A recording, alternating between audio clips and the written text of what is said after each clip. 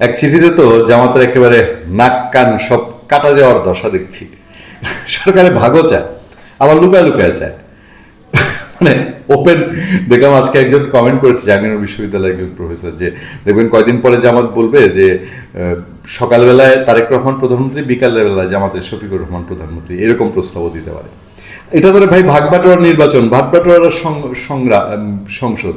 দেখলেন না বিএনপির নেতাই বলতেছে যে জামাতের আমির এবং আপনার ওই এনসিপির আহ্বায়ক এই দুইজনরে ভাগবাটোয়ার অংশ হিসাবে তাদেরকে পাশ করানো হয়েছে।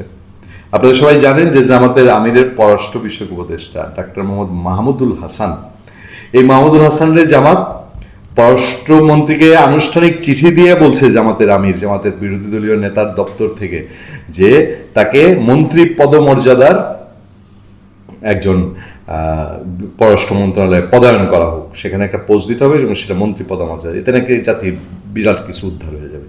আর এটা যখন ফাঁস হয়েছে, ফাঁস হওয়ার পরে কয় এই মাহমুদুর রহমান আমরা বিদায় করে দিচ্ছি, আমরা ব্যারিস্টার আরমানরে উপদেষ্টা বানাইছি। কিন্তু তাকে যে চাইছে তারা পররাষ্ট্র মন্ত্রণালয়ে, এই কথা নিয়ে আর বেশি একটা নড়ে না, এবং এটা নিয়ে জামাতের কোনো নাড়াচাড়া নেই।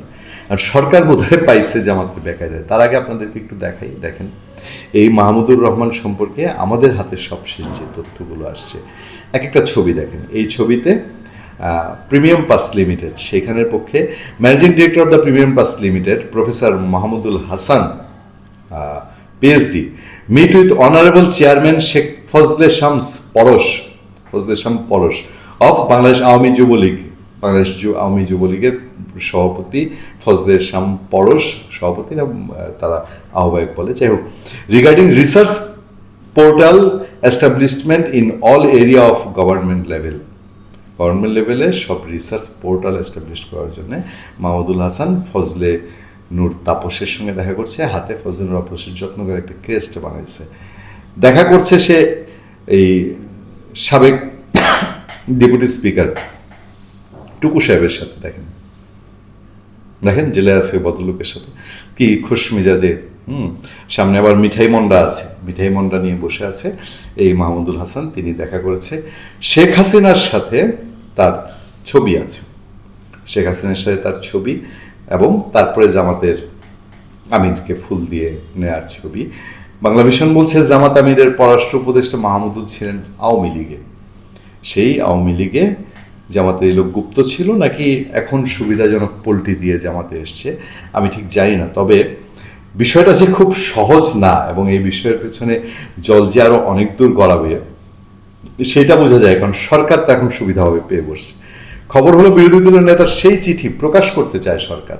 কেন কি? জামাতে ইসলামীর আমির ও সংসদের বিরোধী দলের নেতা ডাক্তার শফিকুর রহমান চাইলে তার আলোচিত চিঠিটি প্রকাশ করতে চায় সরকার। এই চিঠি নিয়ে সংবাদ প্রতিবেদন দেখার পর কিছু বিষয় স্পষ্ট করতে 11 মার্চ পররাষ্ট্র মন্ত্রণালয় বিবৃতিতে কথা জানিয়েছে। পররাষ্ট্র মন্ত্রণালয় বলছে ভাই আর বাইরের না, পারলে কিন্তু চিঠিটা প্রকাশ করে দেব। গত 22 ফেব্রুয়ারি ডক্টর মাহমুদুল হাসান সংসদের বিরোধী দলীয় নেতার পররাষ্ট্র বিষয়ক উপদেষ্টা হিসেবে বিরোধী দলীয় নেতার পক্ষ থেকে পররাষ্ট্রমন্ত্রীকে লেখা একটি চিঠি ইলেকট্রনিক মাধ্যমে প্রেরণ করেন। তিনি একই চিঠি সরাসরি পররাষ্ট্রমন্ত্রীর কাছেও হস্তান্তর করেন। চিঠিটি বিরোধী দলীয় নেতার জাতীয় সংসদের প্যাডে লেখা ছিল। চিঠির বিষয়বস্তু হচ্ছে ডক্টর মাহমুদুল হাসানকে বিরোধী দলীয় নেতার পররাষ্ট্র বিষয়ক উপদেষ্টা হিসেবে পররাষ্ট্র মন্ত্রণালয়ের উপদেষ্টা বা মন্ত্রী পদমর্যাদায় নিয়োগ ও সুপারিশ। বিরোধী দলীয় নেতা তার স্বাক্ষরিত চিঠিতে, বিরোধী দলীয় নেতা তার স্বাক্ষরিত চিঠিতে, মানে ডাক্তার শফিকুর রহমান তার স্বাক্ষরিত চিঠিতে ডাক্তার হাসানের দক্ষতা, পেশাদারিত্ব, বিচক্ষণতার প্রশংসা করেন এবং দেশের পররাষ্ট্রনীতিতে একত্রে এগিয়ে নেওয়ার লক্ষ্যে তাকে উল্লিখিত পদে পদায়নের জন্য পররাষ্ট্রমন্ত্রীর নিকট সুপারিশ করেন। তিনি বিষয়টিকে বিশেষভাবে বিবেচনার জন্য পররাষ্ট্রমন্ত্রীর প্রতি অনুরোধ জানান। চিঠির নিচে শুধুমাত্র বিরোধী দলের নেতার স্বাক্ষর রয়েছে, ডাক্তার শফিকুর রহমানের স্বাক্ষর রয়েছে। বিরোধী দলীয় নেতা লিখিতভাবে সম্মতি প্রদান করলে পররাষ্ট্র মন্ত্রণালয় চিঠিটির পূর্ণ পাঠ জনসমক্ষে প্রকাশ করতে প্রস্তুত রয়েছে। এদিকে একটি পত্রিকা প্রতিবেদন পররাষ্ট্র মন্ত্রণালয়ের দৃষ্টিগোচর হয়েছে, যেখানে বলা হয়েছে যে জামাতের পক্ষ থেকে পররাষ্ট্রমন্ত্রীর সঙ্গে সরাসরি ফোনে যোগাযোগ করা হয়। সেখানে জানানো হয় যে উক্ত চিঠির বিষয়ে আমিরে জামাত অবগত ছিলেন না। পররাষ্ট্র মন্ত্রণালয় স্পষ্টভাবে জানিয়ে দেয় এ ধরনের কোনো ফোন আলাপ বিরোধী দলীয় নেতার সঙ্গে হয়নি। মিয়া গোলাম পারোয়ার যে বিবৃতি দিয়েছে সেই বিবৃতি এবং জামাতের লোকজন পরে যারা বলার চেষ্টা করছে, তারা যখন জেনেছে যে মাহমুদুল হাসান মন্ত্রী পদমর্যাদার জায়গা চেয়েছেন, তখন পররাষ্ট্র মন্ত্রণালয়ে তারা জানিয়েছে। তারা যে তাদের এই পররাষ্ট্র বিষয়ক উপদেষ্টা আমিরের চেঞ্জ করেছে, এটার কোনো চিঠিও পররাষ্ট্র মন্ত্রণালয় দেয় নাই। পররাষ্ট্র মন্ত্রণালয় স্টেট বলছে আমাদেরকে কিছু জানায় নেই। তার মানে কি, এটা যখন মিডিয়ায় প্রকাশ পেয়েছে, ধরা খেয়েছে, একেবারে কট ইন রেড হ্যান্ড, তখন জামাত তালগুল পাকিয়ে তারা এই জিনিসটাকে ধামাচাপা দেওয়ার চেষ্টা করছে। কিন্তু শাক দিয়ে কি মাছ ঢাকা যায়? আস্তে আস্তে তো জিনিস আরো গোমর ফাঁস হচ্ছে। এই লোক যদি আওয়ামী লীগের লোক থেকে থাকে, এই লোক যদি আওয়ামী লীগের সঙ্গে থেকে থাকে, তাহলে সেখানে কি জামাতের এজেন্ট হিসাবে ছিল? আবার জামাতের মধ্যে এসে সে নিজে সহোদ্যোগী হয়ে মন্ত্রী পদমর্যাদা চেয়ে ফেলে, এটা কি কারো কাছে বিশ্বাসযোগ্য যে এটা জামাতের মধ্যে কেউ কোনো আলোচনা ছাড়া এটা হয়েছে? জামাতের চেইন অফ কমান্ডে কি এটা কখনো হয়? এই জায়গাটাতেই বোধহয় এখন সরকার মজা নিতে চাচ্ছে কিনা জানি না, যে একে তারা অস্বীকার করছে, তাদেরকে এখন পর্যন্ত জামাতের পক্ষ থেকে জানানো হয়নি যে মাহমুদুল হাসানকে চেঞ্জ করা হয়েছে। বক্তব্য তো সেটাই প্রমাণ করছে। আবার তারা পররাষ্ট্র উপদেষ্টা চেঞ্জ করে ফেলেছে, কিন্তু তারা যে সরকারের ভাগ চায়,